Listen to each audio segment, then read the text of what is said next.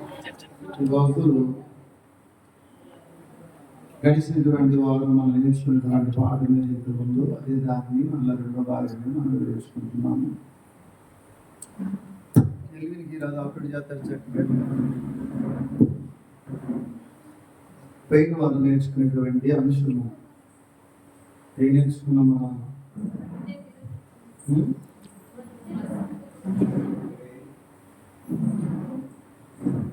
అర్థం కాదా? పస్కర్ అంటే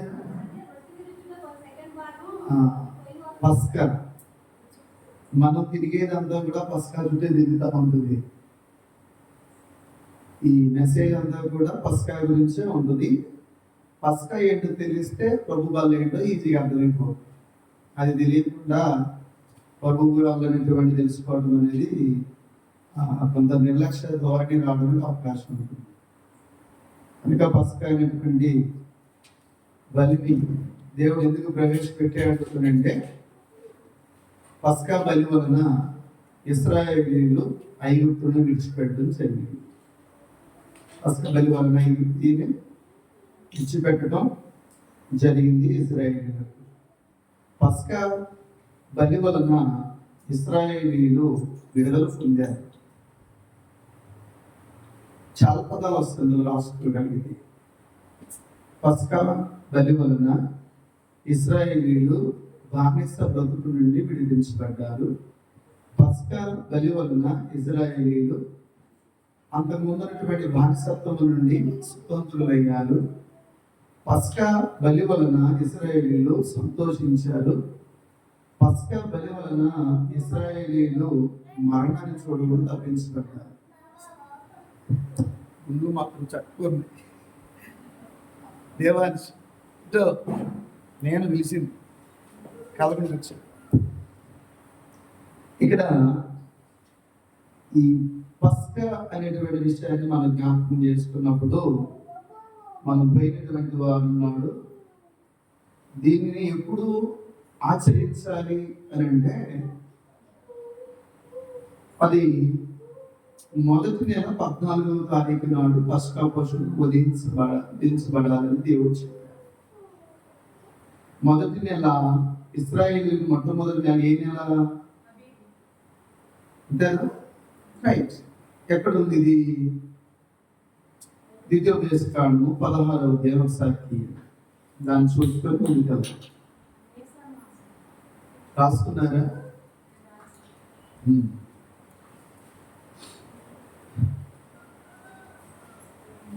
నీసాన్ మొదటి నెల. ఓకే, తర్వాత దాని గురించి మాకు ఇప్పుడు అవసరం లేదు కానీ చూద్దాం. 16వ అధ్యాయం నుంచి మొదటి వచ్చిన నుండి కొన్ని విషయాలు మనం ముందుకు చూసుకుంటూ వెళ్దాం. అబీబు నెలను ఆచరించి నీ దేవుడైన యెహోవాకు పస్కా పండుగ జరిగింపవలెను. జాగ్రత్త.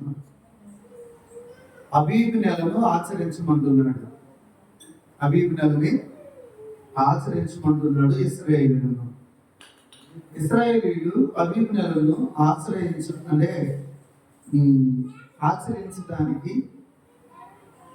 ఏమిని ఆచరించాలి అని అంటే ఆ నెలకు ఒక ప్రత్యేకత ఉంది.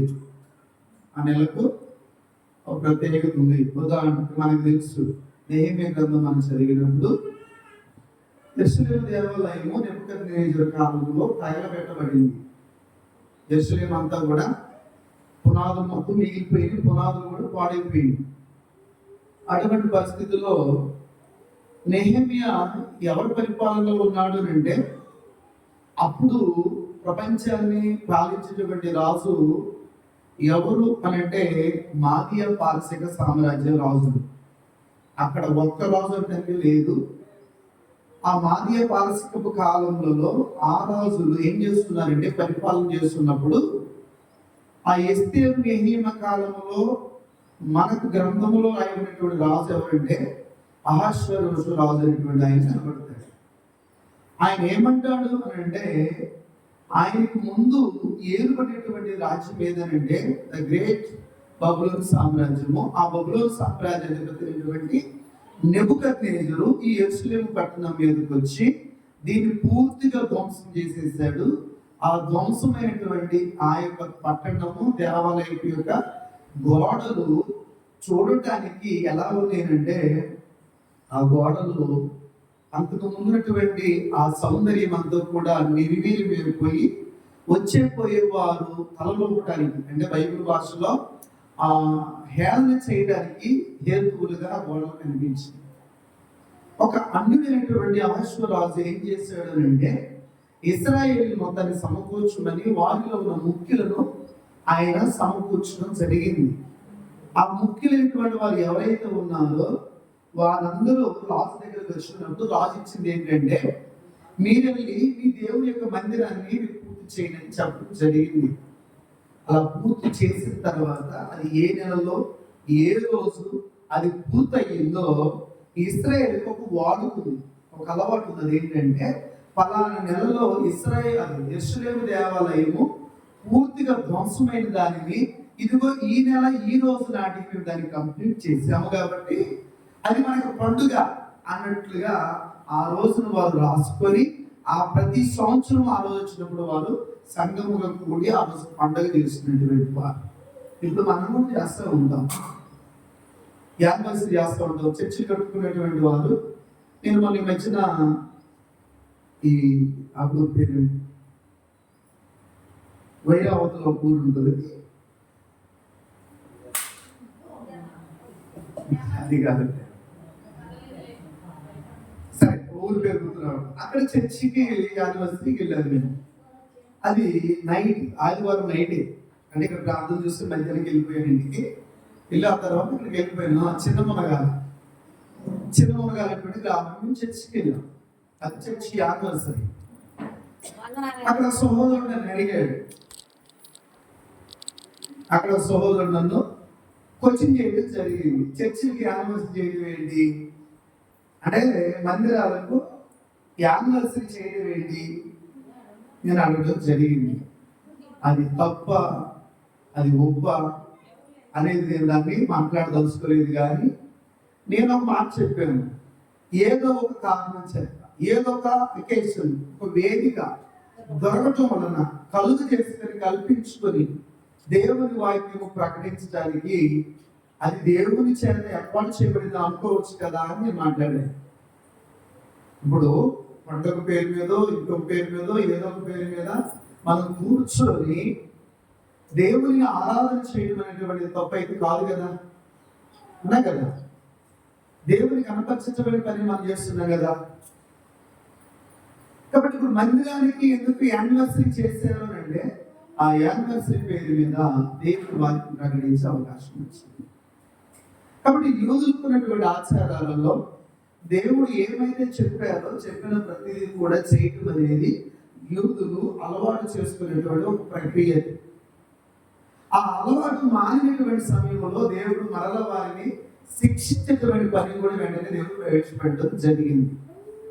కాబట్టి ఈ 16వ అధ్యాయం 1వ వచనంలో అబీబు నెలను ఆచరించి నీ దేవుడిని యెహోవాకు పస్కా పండుగ ఆచరించాలి. జాగ్రత్తగా రండి, పండుగ ఎవరు ఆచరించాలి? ఇశ్రాయేలు. ఎవరి కొరకు ఆచరించాలి? దేవుడి కొరకు అని చెప్తున్నాడు ఆయన. అది ఎవరి కొరకు అన్నారు? నా కొరకు, యెహోవా కొరకు మీరు పస్కా పండుగ ఆచరించమంటున్నాడు. వాస్తవానికి ఆ పండుగ ఎవరికి తెలుసండి? ఎవరికి పండుగ? ఇశ్రాయేలుకు పండుగ. ఎందుకు పండుగ అని అంటే, వారు 430 సంవత్సరాలు ఎక్కడున్నారంటే ఐగుప్తు బానిస బ్రతుకులు బ్రతికేటువంటి వారు. ఆ బానిస బ్రతుకులు బ్రతికుతున్నటువంటి సమయంలో వారి మొద దేవుని యొక్క చెవులకు చచ్చిపోయింది. అప్పుడు దేవుడు ఏం చేశారంటే, ఇశ్రాయేలులకు నాయకుడిగా దేవుడు మోషేను ఎన్నిక చేసుకోవడం జరిగింది. ఆ మోషే యొక్క నాయకత్వంలో ఇశ్రాయేలు విడిపించబడ్డారు. ఆ విడిపించబడేటువంటి రోజు రాత్రి జరిగినటువంటిదే ఐగుప్తిలో తొలి సంతానము వధ జరిగింది. ఆ వధ వలన ఐగుప్తులకు కన్నీరు మిగిలితే ఇశ్రాయేలీయులకు సంతోషం మిగిలింది. ఆ ఉదవలని ఐగుప్తు దేశంలో రోదన వినబడితే ఇశ్రాయేలీయులకు ఇళ్లలో సంతోష ధ్వనులు వినిపించినాయి. అర్థమవుతుందా మీకు? నా బండి చెప్పుకొని పోతా ఉన్నాను కదా, జాగ్రత్త గమనించండి. ఈ పస్కాని ఎందుకు ఆచరించమంటున్నాడు అంటే అది యెహోవాకు కొరకు మీరు ఆచరించమని చెప్తున్నాడు. ఈ పస్కా పండుగ ఆచరించడం వల్ల ఇప్పుడు మనకి పండుగలు ఉన్నాయా లేవా అనే విషయం దీని తర్వాత మనం మాట్లాడు. ఇక్కడ యూదుల యొక్క పండుగలు లేక ఇశ్రాయేలు యొక్క పండుగల గురించి మనం ఆలోచిస్తున్నాం. ప్రతి పండుగకు ఒక బలమైన కారణం ఉంది. యూదులు ఆచరించినప్పుడు కారణం లేకుండా ఏ పండుగ అయినా చేయమని చెప్పలేదు. ఆ పండుగ ఉద్దేశం ఏంటంటే మనం చేసే పండుగలు ఇంటి నిండా ధాన్యం వచ్చినప్పుడు, చేతి నిండా డబ్బులు ఉన్నప్పుడు, ఇంటి నిండా పిల్లలందరూ ఒకసారి వచ్చినప్పుడు, ఎక్కడో ఒక చోట ఏదో ఒక రకంగా పండుగ జరిగించుకుంటూ చేస్తూ ఉంటాం. కానీ యూదులు చేసిన పండుగలు అలా ధాన్యం వచ్చిందని కానీ, డబ్బులు వచ్చాయని కానీ, లేకపోతే ఇంకోటి కాదే కాదు. వారి కుటుంబాలలో, వారి జీవితాలలో వారిని అణిచివేసినటువంటి శత్రు జనం ఏదైతే ఉందో ఆ జనులకు అపజయం కలిగినప్పుడు, వీరికి విజయం చేకూర్చబడినప్పుడు ఆ విజయాన్ని పురస్కరించుకొని దేవుడు చెప్పింది ఏంటంటే మీరు పండుగ పేరిట నన్ను కనపరచుకున్న దేవుడు కోరుకున్నాడు. ఏం చేయమన్నాడు ఆయన? పండుగ పేరిట నన్ను కనపరచుకుని కోరుకున్నాడు. దీనికి నియమ నిబంధనలు కూడా ఉన్నాయి. కింద చెప్తున్నాడు ఎందుకు ఆచరించాలి అని అంటే అదే 16వ అధ్యాయం కింద చదువుకుందాం. ఏలయనగా అబీబు నెలలో రాత్రి వేళ నీ దేవుడిని యెహోవా ఐగుప్తులో నుండి నిన్ను రప్పించెను. అసలు ఎందుకు దీన్ని ఆచరించాలి అని అంటే కారణం లేకుండా లేదు, కారణం ఉంది. ఏంటిదా కారణం అంటే అదే అబీబు నెలలో రాత్రి వేళ నిన్ను ఆ ఐగుప్తులో నుండి దేవుడు ఏం చేశాడు? బయటికి తీసుకొని వచ్చాడు. రెండవ వచనం చదువుదాం. ఇప్పుడు జాగ్రత్తగా గమనించండి. రెండవ వచనం చాలా ఇంపార్టెంట్ వాక్యం ఉంది. యెహోవా తన నామమును స్థాపించుటకు ఏర్పరచుకున్న స్థలములోనే నీ దేవుడిని యెహోవాకు పస్కాను ఆచరించి చాలు. ఎక్కడ ఆచరించాలి ఈ పస్కా పండుగ కూడా? నువ్వు ఎక్కడ పడితే అక్కడ చేయడానికి లేదు, ఎక్కడ పడితే అక్కడ చేయడానికి లేదు. ఎక్కడ చేయాలంటే రెండవ వచనం చెప్తున్నాడు స్థాపించుటగా ఏర్పరచుకున్న స్థలములో. దేవుడు ఒక స్థలాన్ని చూపిస్తే ఆ స్థలములోనే చేయాలి. దేవుడు ఏదైనా ఒకటి చెప్పారు అంటే అది మాత్రమే చేయాలి. ఉదాహరణకి మీకు 9 కుమారులు, మీకు 2 ఉన్నారు, వారికి 4 ఉన్నారు. అందులో 2 కుమారులు బలిపీఠం దగ్గర కాలిపోయారు. మీకు తెలుసా? తెలుసు కదా. ఎందుకు కాలిపోయారు?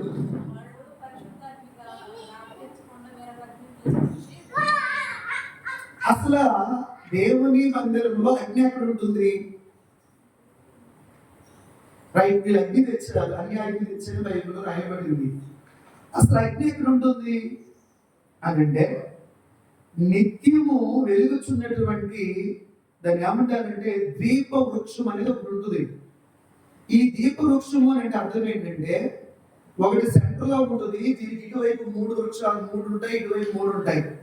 ఇది 7 కలిసి అది వృక్షముగా నిత్యము అది వెలుగుతూ ఉండాలి. ఎక్కడ అంటే ప్రత్యక్ష గుడారంలో అది నిత్యము వెలుగుతూ ఉండాలి. అది ఆరిపోకూడదు. అది ఆరిపోతే ఇశ్రాయేలులకు అపజయమని ధర్మశాస్త్రం చెప్పింది. కనుక అందుకనే సమూయేలు గ్రంథం మనం చదివేటప్పుడు దీపము ఆరిపోక మునుపనంటే ఏంటది? దీపము ఆరిపోక మునుపు అంటే ఇద్దరు కూడా మేలుకొని దీపము వెలుగుటకు మనుషుడు దానిలో నూనె పోస్తూ ఉండాలని ధర్మశాస్త్రం చెప్పింది. సరే, దాని ఉద్దేశాలు వేరు, అవి చెప్పాల్సి వేరే మనం మాట్లాడారు. కనుక ఇశ్రాయేలీయులు దేవుడు ఏదైతే చెప్పారో ఖచ్చితంగా అది ఇష్టమైనా ఇష్టం లేకుండా ఖచ్చితంగా చేయాల్సింది. అందుకనే నాదాబు అబీయు అనేటువంటి 2 అహరోను కుమారులు. అహరోను ఎవరు అంటే ఎవరైనా ఆయన ప్రవక్త. ఓకే, అసలు ఆయన డ్యూటీ ఏంటంటే ప్రధాన హై ప్రీస్ట్. ఆయన ఎవరు? ప్రధాన యాజకుడు. ఇశ్రాయేలీయులలో లేవి అనేటువంటి గోత్రం ఉన్నారు. ఆ లేవీయులలో కొంతమంది ఈ పశువులను అంటే బలి పశువులను వధించడానికి కేటాయించబడ్డారు. అందరూ లేవీయులు వధించకూడదు. ఓ దేవుడు ఎవరైతే సెలెక్ట్ చేశారో వారు మాత్రం వాడు వధించాలి. వధించి వాడి చర్మాన్ని వలిసి వారి అంతరంలో తీసి ఏదైతే బలిపీఠం మీదకు యోగ్యమైనవో అవి ఎక్కడ తీసుకురావాలంటే ఆ బలి అర్పించేటువంటి వారికి అర్పించాలి. ఆ బలి అర్పించేటువంటి పని ఎవరు చేస్తారనంటే బలిపీఠం మీద మాంసం ఉంచేది, ఆంతరములు ఉంచేది, ఇవన్నీ చేసేటువంటి లేవీయులలో ఒక భాగం అయితే ప్రధాన యాజకుడు రక్తము మాత్రం తీసుకెళ్ళిపోతాడు. బయట పని వెళ్ళి చేస్తే లోపల పని ప్రధాన యాజకుడు చేస్తాడు. ఆ రక్తం చాలా పట్టుకొని ఏం చేస్తారంటే లోపల ఉన్నటువంటి సువర్ణ పాత్ర, దీపవృక్షము, అహరోను చేతి కర్ర, మన్నా పాత్ర ఏవైతే ఉంటాయో వాటి మీద ఈ రక్తాన్ని చిలకరించి చేస్తా ఉంటాడు. అలా చేసి బయటకు వచ్చిన తర్వాత ఇశ్రాయేలు అందరూ అలా నిలబడినప్పుడు వారి మీద రక్తాన్ని ఎలా అంటాడు, అందరి మీద పడదు కానీ అది అందరినీ శుద్ధి చేసేటువంటిదిగా ఉంటుంది. అది ఎబ్రీ పత్రికలో చెప్తాడు. జాగ్రత్తగా గమనించాడు. ఈ పస్కా పండుగను, ఈ పస్కా బలిని ఎక్కడ ఇవ్వాలని అంటే నిర్దేశించబడినటువంటి స్థలములో మాత్రమే ఇవ్వాలని దేవుడు కోరుతున్నాడు. 3వ చదువుకున్నాం. పస్కా పండుగలో పొంగినది ఏదైనానో తినకూడదు. ఒక విషయం, ఈ పస్కా ఇప్పుడు పస్కా మాంసం వండుకున్నాం కదా, ఆ మాంసంలో రొట్టెలు వేసుకుంటాయి కదా, మామంటే రైస్ ఉంటుంది. ఈ రొట్టెలు వేసుకునేటువంటి రొట్టెలు ఎలా ఉండాలో తెలుసా? అవి పొంగకూడదని చెప్పింది. పొంగితే ఏంటో తెలుసా? పొంగింది అనే అర్థం ఏంటంటే అది రేపు చెడిపోవడానికి అవకాశం ఉంటుందని. ఈరోజు ఫ్రెష్గా అది పొంగింది అనుకో, ఈ రోజు అది చెడిపోదు. అది కాస్త లేట్ అయితే రేపు చెడిపోతుందని బైబిల్ చెప్తుంది. అందుకని పొంగని దానిని తినమని దేవుడు కోరుతున్నాడు. నిజంగా ఆ రోజు లేవి కాండంలో జంతువులలో ఏమి తినాలి, పక్షులలో ఏమి తినాలి అని దేవుడు, చేపలలో ఏమి తినాలి దేవుడు అన్ని చెప్పాడు. ఈ రోజు అవి తినటం వలన యాసిడిటీ దేవుడు చెప్పినవి తింటే మనిషి హెల్దీగా ఉంటాడు. దేవుడు చెప్పిన వాడిని కూడా తింటే కొన్ని రోగాలకి గురవుతాడు మనిషి. అని దేవుడు సెలెక్ట్ చేసిన ఆయన కదా, నిర్మించిన ఆయన కదా. ఏ జంతువు అంటే ఏ చేప ఆహారానికి మంచిది, ఏ పక్షి ఆహారానికి మంచిది, ఏ జంతువు ఆహారానికి మంచిది అనే సంగతి ఎవరికి తెలుసు? ఎవరు తెలుసు? అంతే దేవుడికి తెలుసు. ఎందుకంటే ఆయన నిర్మించిన ఆయన కాబట్టి వాటి స్వభావం ఏంటో తెలుసు, వారిలో ఉండేటువంటి తత్వం ఏంటో తెలుసు కనుక దేవుడు అది కూడా చెప్పారు. కానీ ఇక్కడ పస్కా బలి గురించి మనం మాట్లాడుతున్నాం. దీని గురించి మనం మాట్లాడేటప్పుడు ఒకసారి నెహెమీయా గ్రంథము 9వ అధ్యాయం, నెహెమీయా గ్రంథము 9వ అధ్యాయము 2వ వచనం 4వ వచనం చదువుతున్నాం. ఇశ్రాయేలీయులు అన్ని జనులందరిలో నుండి ప్రత్యేకింపబడిన వారే నిలువబడి తమ పాపములను, తమ పితరుల పాపములను ఒప్పుకొనేది. 4వ వచనం, 4వ వచనం. బాని, కద్మియేలు, షెబన్యా, బున్ని, షెరేపియా, బాని, కెనాని అనువారు మెట్ల మీద నిలవబడి ఎలుగెత్తి తమ దేవుడని యెహోవాకు మొరపెట్టిరి. చాలు. ఎప్పుడు ఉపవాసం ఉండి ప్రార్థన చేశారు వీళ్ళు. ఎక్కడ మొరపెట్టారు అంటే ఎలుగెత్తి మొరపెట్టారు. ఇశ్రాయేలీయులు పస్కా పండుగకు ముందు అంటే పశువులు వధించడానికంటే ముందు ఐగుప్తు దేశంలో ఎలుగెత్తి ఏడ్చారు. ఏడ్చారా లేదా? పస్కా పశువును వధించమని దేవుడు చెప్పడంలో ఉద్దేశం ఏంటంటే ఇశ్రాయేలీయులు ఎలుగెత్తి ఏడ్చారు. ఆ ఏడుపు ఎక్కడికి వెళ్ళింది? దేవుని చెవులకు చచ్చుకుపోయినందువలన దేవుడు వారి మీద కనికరపడ్డారు.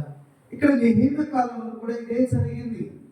నెహెమ్యా కాలంలో ఎవరున్నారంటే అహష్వేరోషు రాజు ఉన్నాడు, ఆ తర్వాత రాజులు ఉన్నారు. ఈ రాజులందరూ పరిపాలన చేస్తున్న క్రమంలో యూదులు బానిసలుగా ఆ రాజ్యానికి పట్టుబడిపోయారు. యూదులు బానిసలుగా వెళ్ళడం కొత్తవి కాదు. ఐగుప్తుకు వెళ్ళారు బానిసలుగా. ఐశ్వర్య కాలంలో మా దేశ పారసీక రాజ్యానికి వెళ్ళిపోయారు. అలాగే ద గ్రేట్ అలెగ్జాండర్ గ్రీక్ సామ్రాజ్యానికి కూడా యూదులు బానిసలుగా పట్టుకుని వెళ్ళిపోయారు. కాబట్టి యూదులను ఎక్కడికక్కడికి బానిసలుగా పట్టుకెళ్ళిపోయేటువంటి ఆ రోజు ఉన్నటువంటి రాజ్యాలన్నీ తీసుకుని వెళ్ళిపోతే ఆ బానిసలుగా బ్రతుకుతూ కూడా వారు ఉన్నటువంటి పరిస్థితులు స్థలాలు వేరైనప్పటికీ కూడా వారు మాత్రం చేసిన పని ఏంటంటే వారి దేవుణ్ణి కనపరచటము మర్చిపోవాలి. వారికి ఊరికి వెళ్ళినా, ఒకళ్ళు బానిసలుగా పట్టుకొని వెళ్ళినా, ఒకరు వీరి మీద బరువైనటువంటి కార్యం మోపినా వారు ఏం చేయలేదని అంటే తమ దేవుడినటువంటి యెహోవాను వాళ్ళు మర్చిపోవాలి. అర్థమవుతుందా? కనుక ఇక్కడ వీరందరూ కూడా దేవుని కనపరచడానికి కారణం ఏంటంటే వారు ఉపవాసం ఉండి దేవుని కనపరిచారు. తర్వాత విషయాలు చూద్దాం.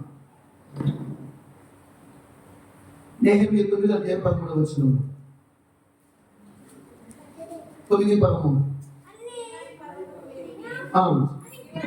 దిగవచ్చి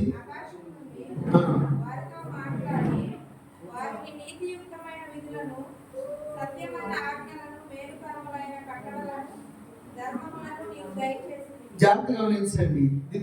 నిర్మాకాండంలో దేవుడు సేనా పర్వతం మీద వచ్చినప్పుడు ఇశ్రాయేలుకి ఇవ్వబడినటువంటి ఆజ్ఞలు ఏంటంటే, వారికి ఇవ్వబడినటువంటి కట్టడలు ఏమిటంటే, ఇక్కడ 11వ వచనం చెప్తున్నారు.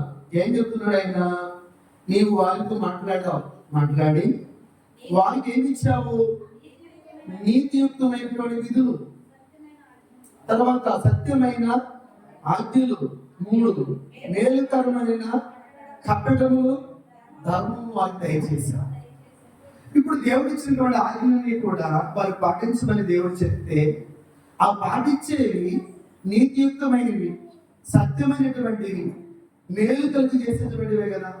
మరి వీటిని అనుసరించడం వలన వారు మేలు పొందుతున్నారా అంటే మన పస్కా బలిలో మనకు అర్థమవుతుంది. ఆ పస్కా పశువును వధించమని చెప్పినప్పుడు ఆ పస్కా పశువును వధించినటువంటి వారు గృహాలు ఎలా ఉన్నాయి అంటే ఏ మాత్రము కీడి మీద రాకుండా వారు తప్పించబడ్డారు. ఏ కీడు రాకుండా వారు తప్పించబడ్డారు. అలా తప్పించబడ్డ కారణం ఏంటంటే దేవుడు చెప్పినటువంటి విధి ఏదైతే ఉందో, మీరు మీ పశువులను వధించి మీ ద్వారబంధాలకు ఆ రక్తాన్ని పూయమని చెప్పాడు. ఒకవేళ దేవుడు వధించమన్నాడు, మంచిదే. ఆ వధించిన మాంసం అని తినమన్నాడు, మంచిదే. రక్తము ద్వారబంధువులకు ఎందుకు రాయాలనుకుని ఒకవేళ అశ్రద్ధ చేసి దాని కనుక చేయకుండా నిర్వహించగలిగితే ఏం జరిగేది కదా?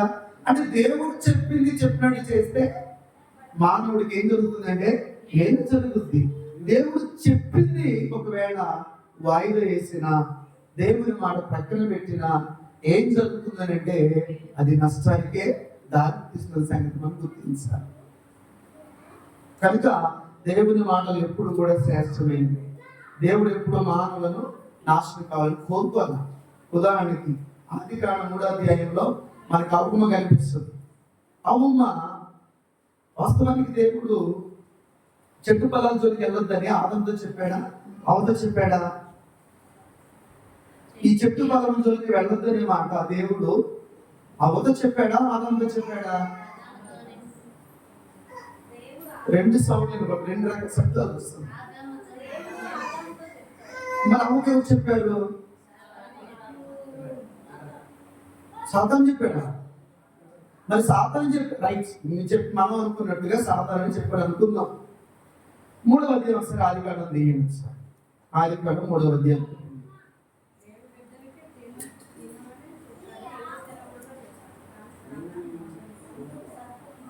మొదటి వచ్చేదండి. దేవుడైన యెహోవా చేసిన సమస్త భూజంతువులలో సర్పము యుక్తి గలదై నేను. అది అంటే ఆ సర్పము ఆ స్త్రీతో అంటే ఆ అవ్వతో మాట్లాడతాం ఏముందంటే, ఇది నిజమా? ఈ తోట చెట్లలో దేని ఫలములైనను మీరు తినకూడదని దేవుడు చెప్పాడా? అని ప్రశ్నించింది సర్పం. అందుకు స్త్రీ ఈ 3 వచనంలో ఈ తోట చెట్ల ఫలములను మేము తినవచ్చును, తోట మధ్యనున్న చెట్టు ఫలమును గూర్చి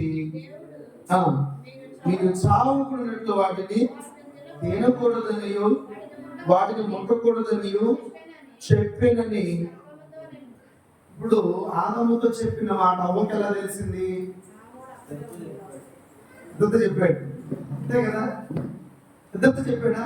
సరే, దాని గురించి క్లారిటీ తీసుకుందాం. 2వ అధ్యాయం, సరే 2వ అధ్యాయం 16వ వచనం.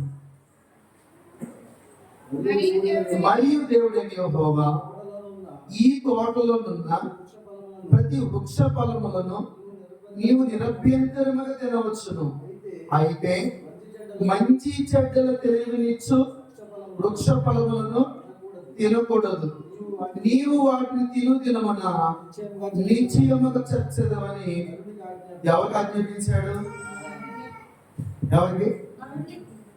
ఎవరన్నాడు? మరి అవకి ఎలా తెలిసింది?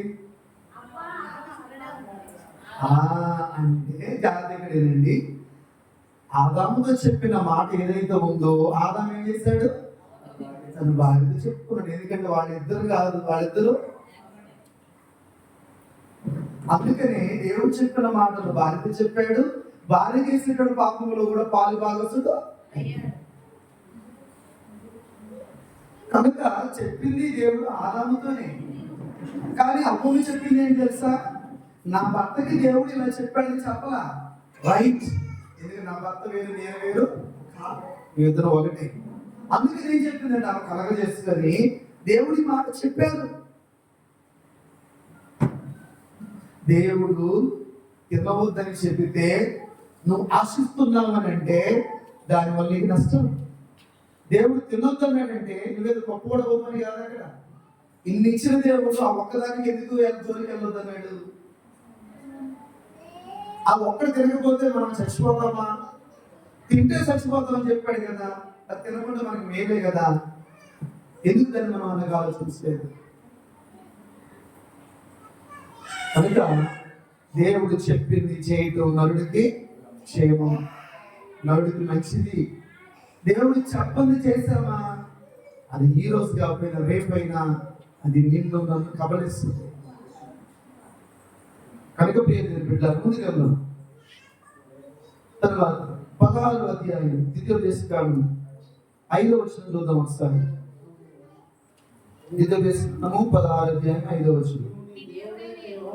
నీ దేవుడైన యెహోవా నీకిచ్చుచున్న పొరములలో దేని అందైనను పస్కా పశువును వధింపకూడదు. ఎక్కడ వధించకూడదు? కొంతమంది ప్రార్థన రమ్మంటే రారుగా ఇంట్లో రొట్టి చేసుకుని తింటారు. రొట్టె ఎక్కడ చేసుకుంటారు? రొట్టి ఇంట్లో చేసుకోవచ్చు, కానీ నీ ఇంట్లో రొట్టి చేసుకుని తినడానికి ఇప్పుడు అనుమతి లేదు. ఆనాడు ఆ పురాణంలో లేదు. అయితే ఒకటి ఉంది, అదేంటంటే ఐగుప్తు దేశంలో నుండి బయలుదేరి వచ్చేటప్పుడు అందరూ ఒకసారి కూడుకోవడానికి లేదు కాబట్టి ఎవరి ఇంటిలో వాళ్ళు పస్కా పశువులను వధించి అది ఉదయానికి మరుసటి రోజు ఉదయానికి మిగలకుండా తినగలిగే సామర్థ్యం ఉన్నంత వరకు పశువులను ఎంచుకొని దాన్ని తెచ్చుకోండి అని చెప్పాడు దేవుడు. అలా చెప్పినటువంటి మాటకు ఆనాడున్నటువంటి యూదులు, ఇజ్రాయేలీలు ఖచ్చితంగా ఆ పశువును వధించుకున్నారు. ఇద్దరు ఉన్నటువంటి వారైతే చిన్న దూడని సెలెక్ట్ చేసుకున్నారు, మేకను గొర్రెను, లేకపోతే 4 పావులను తెచ్చుకున్నటువంటి వారు. అందరికి మేకలు ఉండవు కదా, అందరికి గొర్రెలు, అందరికీ ఈ కోడిలు ఉండవు కదా. అట్టి వారు ఏం చేసేవాళ్ళు అంటే పావులు తెచ్చుకునేటువంటి వారు. పావుల యొక్క సంప్రదాయం ఏంటంటే పావులు కానీ, గువ్వ కానీ, మేక కానీ, గొర్రె కానీ, కోడి కానీ దేవుడు బలికి అనుమతించినటువంటి బలి పశువులు ఇవే. ఇవి కాకుండా వేరే వాటిని దేవుడు అనుమతించాల. ఒంటి ఉంది, గాడిద ఉంది, లేదా గుర్రాలు ఉన్నాయి, మంచి మంచియే, కానీ దేవుడు వాటికి అనుమతించాల. బలి పశువులు వీటిని మాత్రం అనుమతించాడు. వాటి రక్తమును మాత్రము నేల మీద ఉలికించమన్నాడు. ఆ రక్తమును మాత్రం దూడకుందని మీద ఏమన్నాడు రాశారు. కాబట్టి వాళ్ళు బ్రతికారు. అక్కడ చెప్పినట్టు చేయబట్టి వాళ్ళు క్షేమంగా ఉన్నారు. అయితే కాలక్రమంలో కాలక్రమంలో ఐగుప్తును దాటి బయటకు వచ్చిన తర్వాత కానానుకు వెళ్ళేటువంటి ప్రయాణంలో మీరు ప్రయాణం చేసేటువంటి సంవత్సరాలు ఎన్ని సంవత్సరాలు చేస్తారు? 40 ఏళ్ళు. ఎన్ని సంవత్సరాలు? 40 ఏళ్ళు. దాదాపుగా 40 రోజులు పట్టే ప్రయాణం ఎన్ని సంవత్సరాలు జరిగింది? 40 ఏళ్ళు పట్టింది. ఎందుకు అది పట్టిందనంటే ఐగుప్తును దాటొచ్చిన తర్వాత వీళ్ళకి గర్వం వచ్చింది. ఐగుప్తును దాటొచ్చిన తర్వాత మోషేని తిరుగుబాటు చేశారు. ఐగుప్తు దాటొచ్చిన తర్వాత అక్కడ తిరిగినటువంటివి గుర్తొచ్చినాయి. అప్పుడు వాళ్ళు ఆశించింది ఏంటంటే దేవుడిచ్చే దానిని తిరస్కరించి వారు అక్కడ అనుభవించిన దానిలోకి అనుభవంలోకి వెళ్ళిపోయి అది కావాలని కోరుకునేటువంటి పరిస్థితుల్లో మోషే దేవుని ఎదుట మళ్ళా తీసుకురావడం జరిగింది. ఇవన్నీ కూడా దేవుడు ఏం చేశారంటే మోషేతో చాలాసార్లు మాట్లాడారు. నువ్వు వెళ్ళి వాళ్ళతో మాట్లాడమని చెప్పారు. అయినా కూడా మోషే మాట వినకుండా అహరోను మిరియాము ఇద్దరు కలిసి కొంతమందిని ఇశ్రాయేలు తమ వైపు పోగు చేసుకున్నారు. మోషేకి వ్యతిరేకంగా మాట్లాడారు. సంఖ్యాకారణంగా అప్పుడు దేవుడు ఏంటి 12వ అధ్యాయంలో మోషే నా ఇల్లంతటిలో నమ్మకమైన నీదు కాదు నమ్మకమైన వాడు. మోషే అన్న అహరోను, మోషే అక్క మిరియాము వాళ్ళతో పోయినటువంటి జనులందరినీ చూసినప్పుడు ఏమంటాడంటే నాకు నమ్మకమైన వాడు మోషే. అంటే మోషే ఎంత గొప్పవాడు అంటే భూమి మీద ఉన్న మనుషులందరిలో మిక్కిలి సాత్వికుడు. సాత్వికుడే కాదు, ఎంత సాత్వికుడు అంటే మిక్కిలి సాత్వికుడు. ఓర్చుకోగలిగేటువంటి వాడు, భరించగలిగేటువంటి వాడు, అన్నిటికీ తాళుకోగలిగేటువంటి వాడు. అందుకనే ఎన్నో అవమానాలు అనే కదండి. ఎన్నిసార్లు వెళ్ళాడు ఇశ్రాయేలు కొరకు? పొరవ దగ్గరికి ఎన్నిసార్లు వెళ్ళాడు మోషే? అర్థమైంది? ఇశ్రాయేలీయులను విడిపించమని ఇశ్రాయేలు దేవుణ్ణి ఆరాధించడానికి మాకు 3 దినాల ప్రయాణం కావాలని పొరవ దగ్గరికి మోషే ఎన్నిసార్లు వెళ్ళాడు? విసిగించుకున్నాడా? ఎక్కడ వచ్చింది విసుగు? 1 సారి 2 సార్లు 3 సార్లు 4 సార్లు వెళ్తే 5వ సారి మనం వెళ్ళం. 2 సార్లు విసుగు 3వ సారి మనం వెళ్ళాం అదే కదండి. కానీ మోషే 10 సార్లు వెళ్ళాడు. 10 సార్లు నిలబడ్డాడు. ఎవరు ఎదుట? పొరవ ఎదుట నిలబడ్డాడు. వెళ్ళమంటున్నాడు, మళ్ళీ వెళ్ళదంటున్నాడు. ఇలా ఇన్నిసార్లు జరిగినప్పటికీ కూడా మోషేలో ఎక్కడ కూడా పొరవ మీద వ్యక్తిగతంగా కోపం రాలా. దేవుడి దగ్గర కూడా అడగలేదు మోషే. మమ్మీ అడుగుతూ ఏమడుగుతావంటే నువ్వు నన్ను వెళ్ళమన్నావు, నేను వెళ్ళిన తర్వాత 5 రోజులకు అడిగి వచ్చావు, ఇది కరెక్టేనా? అసలు నన్ను ఎందుకు వెళ్ళమన్నావు? నువ్వెందుకు ఆయన కఠినపరిచావు. మనం అనుకునే విషయాలు మనకు వచ్చే ఆలోచన. కానీ మోషే అటువంటి సొంత ఆలోచనకి మోషే ఎక్కడ ఆలోచించింది? ఒకటి నిర్ణయం తీసుకున్నాడు. దేవుడు వెళ్ళమన్నాడు, నిలబడ్డాడు. మళ్ళా మోసేని పంపినాడు, నేను పంపించను, వెళ్ళిపోను అన్నాడు. ఇంటికి వచ్చాడు, మళ్ళా ప్రార్థన చేశాడు. మళ్ళా దేవుడు నిలబడమన్నాడు. నేను నిలబడుతున్నా అంతవరకే. అక్కడికి వెళ్ళిన తర్వాత ఆయన ఎలా మాట్లాడతాడు, ఆయన ఎలా ప్రవర్తిస్తాడో, ఆయన యొక్క వేషభాషలు ఎలా ఉన్నాయో నాకు అవసరం లేదు. కానీ నువ్వు నిలబడుతున్నాను. ఈరోజు మోషే మీద మనం ఆలోచన చేసినప్పుడు మోషే గురించి మనం చాలా విషయాలు నేర్చుకోవచ్చు. ఏంటంటే బైబిల్ గ్రంథంలో ఉన్నటువంటి క్యారెక్టర్స్, వ్యక్తులు, వాళ్ళకు ఉన్నటువంటి పరిస్థితులు, వాళ్ళు మనలాంటి మనుషులే. కాకపోతే ఏంటంటే వాళ్ళు దేవుని పక్షం నిలబడినప్పుడు గుర్తింపు పొందారు. దేవుని పక్షమున ఒక ఉన్నతమైనటువంటి నిర్ణయానికి వాళ్ళు కట్టుబడి ఉన్నారు. ఆ నిర్ణయంలో వాళ్ళకి వచ్చిన అవమానాలను సైతం, వాళ్ళకి వచ్చినటువంటి ఇబ్బందులు సైతము, వాళ్ళకి వచ్చిన ఆకలి దప్పులు సైతము అన్నిటిని భరించుకుంటూ దేవుని కొరకు పనిచేశారు. అందుకని ఇబ్రీ పత్రిక 11వ అధ్యాయంలో వాళ్ళ గురించి రాసేటప్పుడు ఎంత గొప్ప మాటలు రాశాడో దేవుడు. అలాగే కొరింథీ పత్రికలో చదివినప్పుడు కూడా పౌలు మాట్లాడతాడు, ఎన్ని ఇబ్బందులు పడ్డాడో.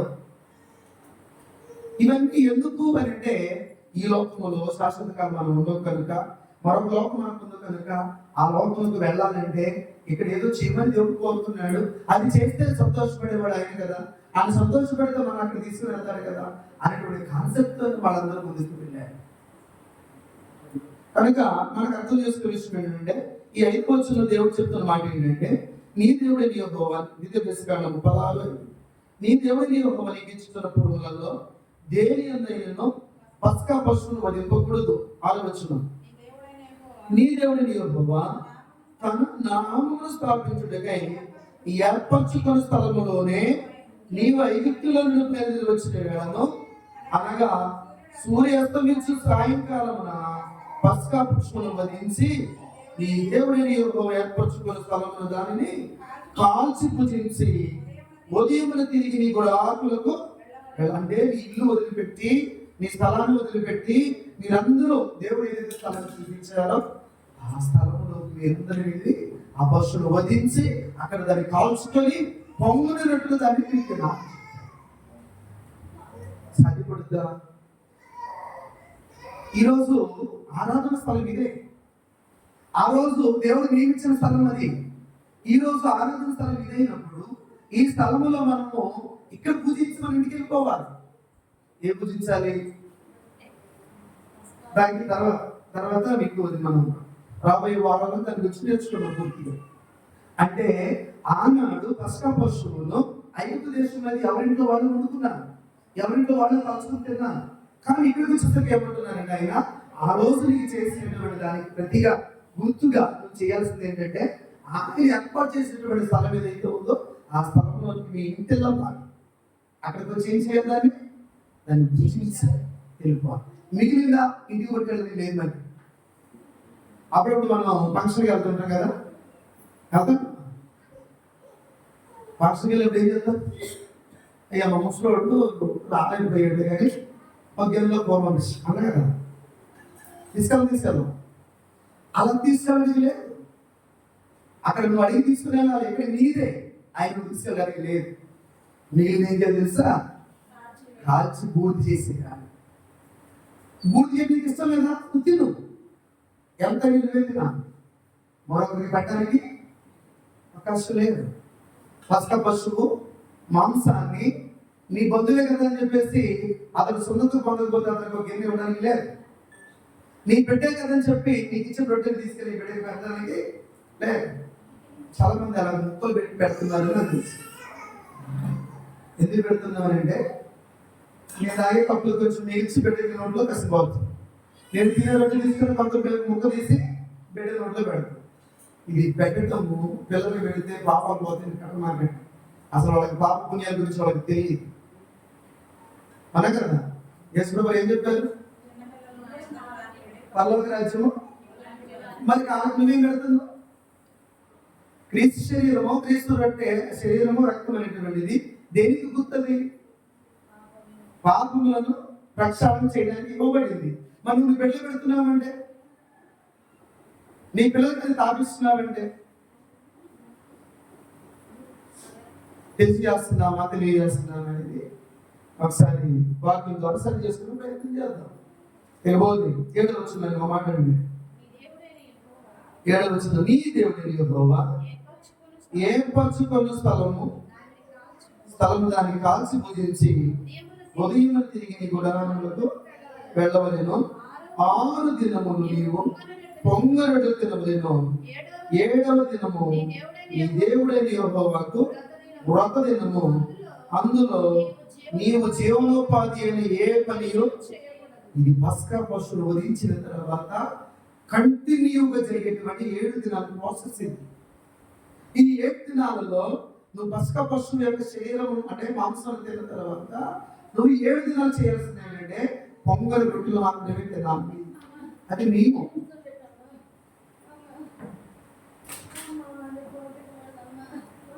అది నీవు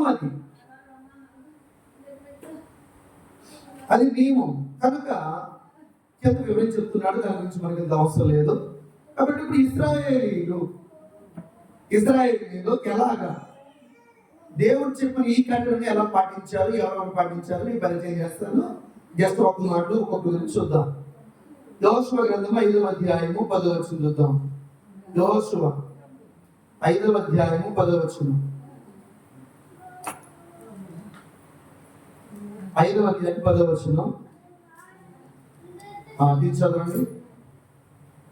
యోషువ గ్రంథము 5వ అధ్యాయం 10వ వచనం.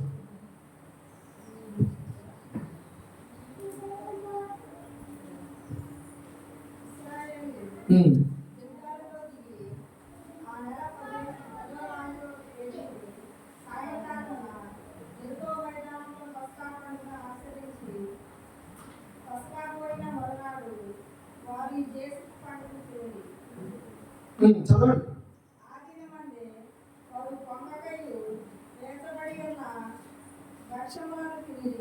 చాలు.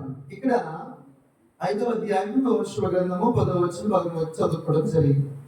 ఇక్కడ ఇశ్రాయేలు గిల్గాలుకు దిగి అంటే అప్పటికి ఇశ్రాయేలు కానానికి రాలేదు. అప్పటికి ఇశ్రాయేలు కానాన్లో కాలు మోపలేదు, అంటే ప్రయాణం చేస్తున్నారు. మోషే నాయకత్వంలో మోషే అప్పటికి చనిపోవడం జరిగింది. మోషే దగ్గర ఉన్నటువంటి శిష్యులైనటువంటి యెహోషువకి బాధ్యతలు అప్పగించబడ్డాయి. అంటే యెహోషువ కాలానికి యెహోషువ నాయకత్వంలో ఇశ్రాయేలు ఎక్కడ దిగారంటే గిల్గాల్ అనేటువంటి ప్రాంతంలో దిగారు. అక్కడ దిగిన తర్వాత ఏం చేస్తారు అంటే ఆ నెల 14వ తేదీ అంటే వారు ఐగుప్తు దేశంలో బయలుదేరిన రోజు ఏదైతే వచ్చిందో ఆ రోజు వాళ్ళు మర్చిపోకుండా ఆ రోజు ఏం చేశారు, వాడు ఏం చేశారు, పస్కాను ఆచరించారు. తర్వాత యోషువ ఆచరించాడు. తర్వాత 5వ అధ్యాయం 11వ వచనం చదువు. చదివాం కదా, అది అవసరం లేదు. తర్వాత 23వ అధ్యాయం మొదటి సమయం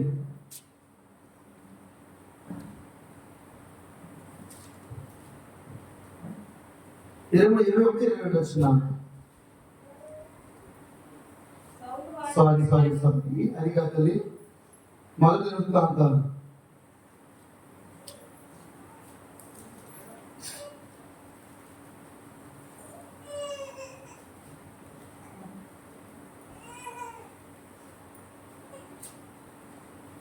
23వ అధ్యాయం 21-22 వచ్చిన దావీదు చెప్పిన సామాన్యటువంటి ఇది 23వ అధ్యాయము 21-22 వచనాలు.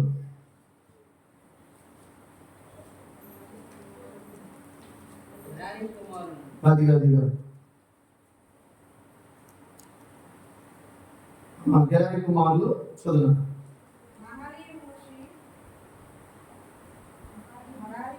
సారీ ఇది మీకు నేను తర్వాత రిఫరెన్స్ ఇస్తాను.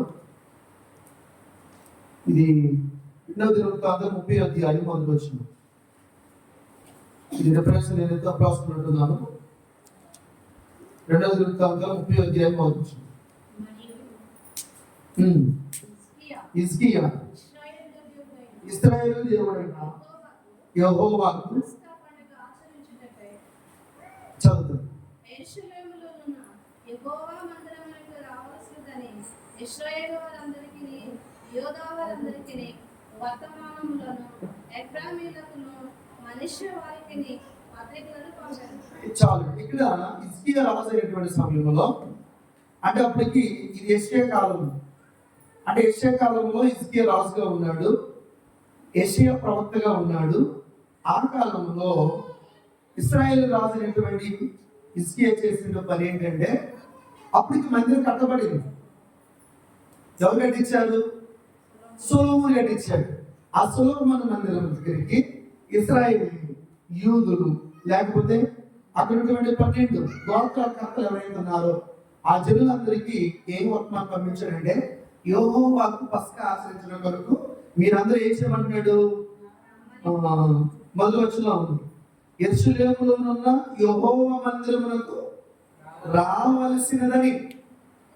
అప్పటికి యెరూషలేములో మందిరం నిర్మించబడింది. ఆ మందిరం దగ్గరికి రమ్మని వారు వర్తమానం పంపించి ఆ మందిరం దగ్గర ఏం చేయమని కోరుతున్నాడంటే పస్కాను మీరు చేయాలని ఆచరించమని చెప్తుంది. యోషువ కాలంలో జరిగింది, హిజ్కియా కాలంలో జరుగుతుంది. మరొకరిని చూద్దాం ఒకసారి. 15వ వచనం, ఇదే అధ్యాయము 15వ వచనం, 30వ అధ్యాయం 15వ వచనం చూద్దాం. 2వ నెల 14వ దినమున వారు పస్కా పశువును వధించిరి. యాజకులను లేవీయులను సిగ్గునంది తమ్మును ప్రతిష్ఠించుకొని దాని బలి పశువులను యెహోవా మందిరంలోనికి, అంటే యాజకులు చేయవలసినటువంటి పని, యాజకులు రావాల్సిన ఆలోచన ఎవరికి వచ్చింది?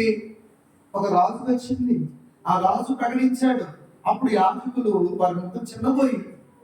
సిగ్గునుంది అంటే అర్థం ఏంటంటే ముఖం చిన్నముచ్చుకుంది, అవమానంగా ఫీల్ అయ్యారు వాళ్ళు. అప్పుడు ఏం చేశారంటే యెహోవాకు పస్కాను ఆశ్రయించారు. తర్వాత 17వ వచనం, సమాజకులలో తమ్మును ప్రదర్శించుకొనని వారినే కృణుల చేత యెహోవాకు వాడిని ప్రతిష్ఠించుకొనని ప్రతి వారి నిమిత్తము పస్కా పశువులను వధించు పని లేవీయులకు అప్పగింపబడిను. చాలు. అంటే కొంతమంది దాన్ని భుజించడానికి సిద్ధపరచుకోలేదు. ఈరోజు చాలా మంది పస్కా పశువులను భుజించేటువంటి వారు కొంతమంది ఉంటే, భుజించినటువంటి వారు చాలా మంది ఉన్నారు. అంటే ప్రభు శరీరాన్ని భుజించే వారు కొంతమంది ఉన్నారు, భుజించినటువంటి వారు చాలా మంది ఉన్నారు. ఒకవేళ పస్కా పశువును భుజించకపోతే ఏం జరుగుతుంది తెలుసా? పస్కా పశువును తినకపోతే ఏం జరుగుతుంది తెలుసా? చూద్దాం బైబిల్ గ్రంథాలను చూద్దాం ఏం చేయబడుతుందో. నెహెమియా 9:13, నెహెమియా గ్రంథం 9:13.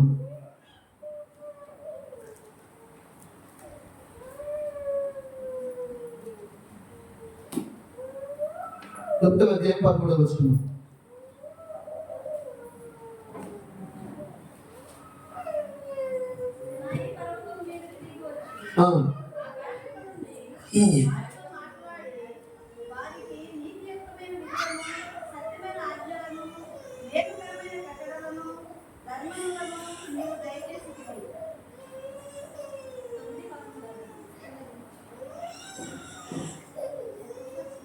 పదహారు చూడతారు, 16-17 ఉంది. అయితే వారు మా పితరులను గర్వించి లోబడినలేక నీ ఆజ్ఞలకు చెవి ఒక్కకపోయి వారు అవిధేయులకు మనసు లేని వారై తమ మధ్య నీవు చేసిన అద్భుతములను జ్ఞాపకం చేసుకొనక తమ మనస్సును కఠినపరుచుకొని తాముండి వచ్చిన దాస్య దేశంలో తిరిగి వెళ్ళుటకు ఒక అధికారిని కోరుకొని నీ మీద తిరుగుబాటు చేసిరి. అయితే నీవు క్షమించుటకు సిద్ధమైన దేవుడును, దయావాత్సల్యతలు గలవాడును, దీర్ఘశాంతమును, బహు కృపయ గలవాడునై ఉండి వారిని విసర్జింపలేదు. ఇదంతా చదువుకుంటూ ఏముంటుందని అంటే, దేవుని మాట వారు వినక, దేవునికి లోబడక, వారు దేవుని ఆజ్ఞలను వారు ఏం చేశారంటే నిర్లక్ష్య ధోరణితో ఆ ఐగుప్తుకి వెళ్ళాలని ఆశపడ్డారు. అక్కడ ఏవైతే వారు చూశారో, ఏవైతే వారు విన్నారు, వాటన్నిటిని మళ్ళా మనసుకు తెచ్చుకొని అదే మనసులో నింపుకొని దేవుని మీద తిరుగుబాటు చేస్తూ వస్తున్నప్పటికీ నెహెమ్యా ద్వారా దేవుడు చెప్తున్న మాట ఏంటంటే, నీవు మహాకైంకర్యం కలిగినటువంటి వాడు, నువ్వు చాలా వాత్సల్యం కలిగినటువంటి వాడమైంది, వారి తిరుగుబాటును బట్టి వారు నువ్వు శిక్షించకుండా వారు నువ్వు దాచిపెట్టుకుంటున్నావు అని చెప్పేసి వారు మాట్లాడుతున్నారు. కనుక ఈ రోజు దేవునికి తెలుసో తెలియక ఆనాడు ఇశ్రాయేలు దేవుని మాటను వ్యతిరేకించినట్లు ఈ రోజు మనం కూడా వ్యతిరేకిస్తున్నామా? పస్కా పశువును వధించబడినప్పుడు దాన్ని భుజించినటువంటి వాడు శాపగ్రస్తుడని బైబిల్ చెప్పబడింది. ఈరోజు క్రీస్తు శరీరం గురించి మనం మాట్లాడాల్సి వస్తే, క్రీస్తు శరీరం భుజించినటువంటి వాడు శాపగ్రస్తుడి. పస్కా పశువు మాంసం తినవాడు శాపగ్రస్తుడు అయితే, క్రీస్తు శరీరం తినటువంటి వాడు శాపగ్రస్తుడే. మరి శాపగ్రస్తులు దేవునికి దూరస్తులైపోతారు. శాపము నుండి విడిపించిన వాడు యేసుక్రీస్తు వాడు కనుక ఆయన విడిపించేవాడి సంగతి తెలిసి ఆయన దగ్గర రాకుండా నువ్వు ఉంటే నీవు నీ శాపాలను మోసే పరిస్థితుల్లో ఉంటావు. కనుక శాపము నుండి విడిపించేటువంటి వాడు ఆయన ధైర్యంగా చెప్తున్నప్పుడు నీ శాపాలన్నీ ఆయన మీద మోయడానికైనా ఆయన సిద్ధముగా ఉన్నప్పుడు నీ శాపాలు తీసుకెళ్ళి ఆయన భుజం మీద నువ్వెందుకు సంతోషిస్తున్నావు అని యేసుక్రీస్తు చెప్తాడు. భుజం మీద రాచున్నా మానవుల యొక్క బాధలు ఏంటంటే మనం చేస్తున్నటువంటి శాపం, దోషం, నేల, ఇవన్నీ ఎక్కడ మోసుకుంటాడు ఆయన? తన భుజాల మీద మోస్తున్నాడు. అందుకనే కొన్ని పత్రికలు అన్నాడు, క్రీస్తువును మన పస్కా పశువు వదిలిపు 5వ అధ్యాయము 7 నుంచి మొదలుకొని అన్నట్టు ఆయన క్రీస్తువును పస్కా పశువు వధించబడ్డది. మన కొరకు ఆయన వధించబడ్డాడు. చాలా విషయాలు ఉన్నాయి. ఒక విషయం మీకు చెప్తాను.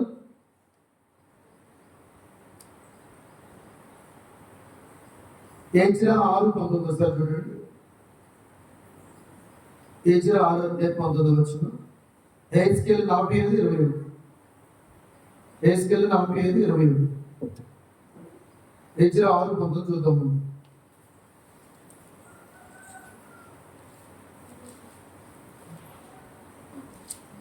Page number 309. 6:19 ఏముందనంటే, చెరలో నుండి విడుదల నొందిన వారు మొదటి నెల 14వ దినమున పస్కా పండుగ ఆచరించింది. జాగ్రత్తగా గమనించండి. ఇక్కడ ఇజ్రా కాలంలో యూదులు చెరపట్టబడ్డారు, బబులోనులో చెరపట్టబడ్డారు, ఐగుప్తులో చెరపట్టబడ్డారు, మాధ్య పార్శిక సామ్రాజ్య కాలం ముందు చెరపట్టబడ్డారు. అలాగే గ్రేట్ అలెగ్జాండర్ గ్రీక్ సామ్రాజ్యం పరిస్థితులలో కూడా యూదులు అలెగ్జాండర్ పరిపాలన కిందకు వచ్చేసేసారు, చెరలోకి వచ్చేసారు. కాబట్టి ఇలాగే చెరపట్టబడినటువంటి స్థితిలో వీళ్ళు ఏం చేయబడ్డారంటే 19వ వచనంలో చెరలో నుండి విడుదల పొందిన వారు మొదటి నెల, అంటే ఇశ్రాయేలు యొక్క మొదటి నెల పండుగ, మొదటి నెల ఏంటిది? నిసాన్. ఈ నిసాన్ నెలలో 14వ తారీఖు, అంటే 14వ రోజు వాళ్ళు ఏం చేశారు? పస్కా పూజించారు. అంటే వారు ఏ స్థితిలో ఉన్నా, బానిసలుగా ఉన్నా, స్వతంత్రులుగా ఉన్నా, వారు స్వదేశంలో ఉన్నా, పరాయి దేశంలో ఉన్నా, వాళ్ళు చేసిన పని ఏంటంటే దేవునికి పస్కాను ఆచరించాలి. పస్కా ఎందుకు ఆచరించాలి అని అంటే, ఆ పస్కా లేకపోతే యూదులకు మనుగడ లేదు, విడుదల లేదు, స్వస్థత లేదు, నెమ్మది లేదు.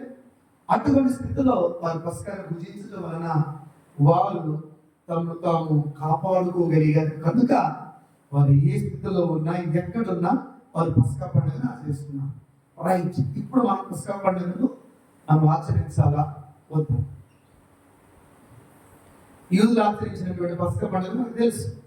దావీదు ఆచరించాడు, సొలొమోను ఆచరించాడు, ఎజ్రా ఆచరించాడు, నెహెమ్యా ఆచరించాడు, ఆ యెహోషువ ఆచరించాడు, ఇశ్రాయేలు ఆచరించారు. అఫ్కోర్స్ ఇప్పటికే ఆచరిస్తున్నారు.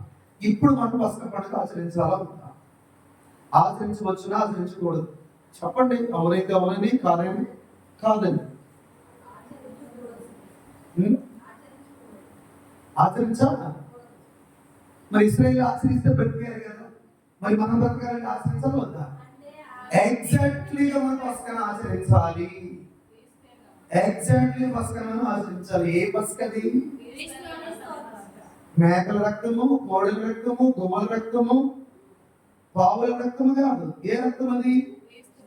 ఇప్పుడు కొన్ని రాసిన మొదటి పత్రిక 5వ అధ్యాయం 7వ వచనం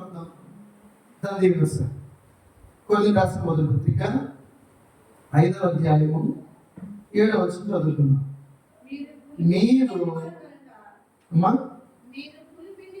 మీరు పులిపిండి లేని వారు కనుక రక్తముద్ద ఒకటకై ఆ పాతదైన పులిపిండిని ఏం చేయమంటున్నాడు? ఏ పిండి అది? పాతదైన. ఆ పాతదైన. ఏ పాతది?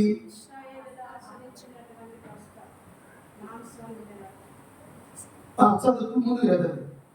తీసి పారవేయుడి, అంతేకాక క్రీస్తు అను మన పస్కా పశువు. రైట్. ఇక్కడ మన వాళ్ళు క్రీస్తు అనే మన పస్కా. క్రీస్తు ఎవరు పస్కా?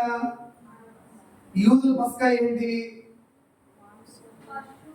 కోడెలు, గొర్రెలు, మేకలు, గువ్వలు, పావురాలు. ఇవి వాళ్ళు పాటించేవారు. ఈ పస్కాను వాళ్ళు భుజించేవారు. ఆ పశువుల మాంసాన్ని పస్కాను భుజించకపోతేనే వారు శాపగ్రస్తులు. మరి మన పస్కా క్రీస్తు. మన పస్కా క్రీస్తు అయినప్పుడు ఇప్పుడు పస్కా పండుగ మనం ఆచరిస్తున్నామా లేదా? ఎప్పుడు ఆచరిస్తున్నాం? వాళ్ళైతే ఏడాదికి ఒకసారి, సంవత్సరానికి ఒకసారి. మనమైతే ఎప్పుడు? ప్రతి ఆదివారము ఈ పస్కా పశువును మనం తీసుకుంటున్నాం. రైట్. ఇప్పుడు ఆనాడు పస్కా పశువులు ఎలా మాంసం ఎలా తిన్నారు వాళ్ళు? 12వ అధ్యాయం నిర్మాకాండ 12వ అధ్యాయం ఎలా బయలుదేరారు వాళ్ళు? నడుముకు మరొకసారి గుర్తు చేస్తారు ఈ నిర్మాకాండలోకి రండి అమ్మా. అట్లాగే తిన్నారా? చూద్దాం ఒకసారి 12వ అధ్యాయంలో రండి. 11వ వచనం 12-11 నిర్మాకాండం. పోయిన వారే చెప్పింది అది.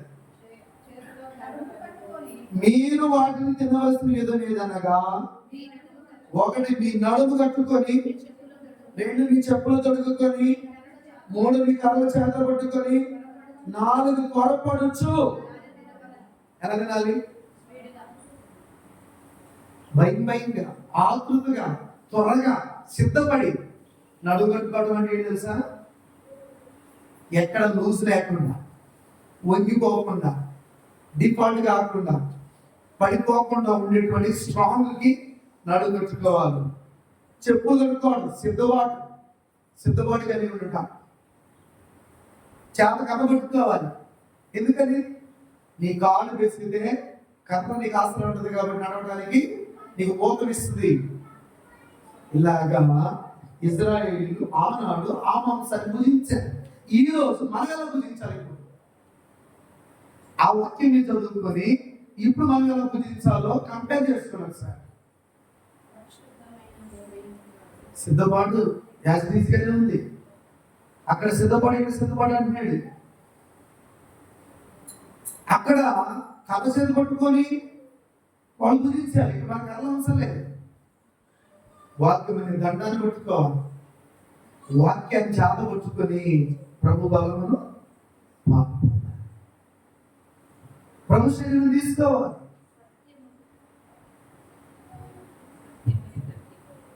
సత్యం అంటే యథార్థత. నీ శరీరం తిని రక్తము తాగినప్పుడల్లా కొరింథీయులకు మొదటి పత్రిక 11వ అధ్యాయం చెప్తారు 24 వచనం ఏమంటాడు? ఈ శరీరం తిని ఈ రక్తము త్రాగుటకు ప్రభు వచ్చు వరకు ఆయన మరణమును ప్రచురించదు.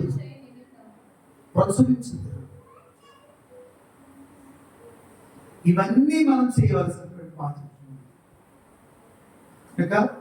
ఇప్పుడు ఈ పస్కా పశువు మాంసాన్ని, క్రీస్తు యొక్క శరీరాన్ని వచ్చేవాళ్ళు అన్నాడు. ఈ రెండింటిని అనుసంధానం చేసి మనం ఎలా తీసుకోవాలో దీనికి క్లారిటీ వచ్చేవాళ్ళు వచ్చాం. ఇప్పుడు పస్కా పశువు గురించి మనం తెలుసుకుందాం. దానికి కొన్ని విషయాలు మీకు కంపేర్ చేసి చెప్పడానికి జస్ట్ మీకు గుర్తు చేయడం జరిగింది.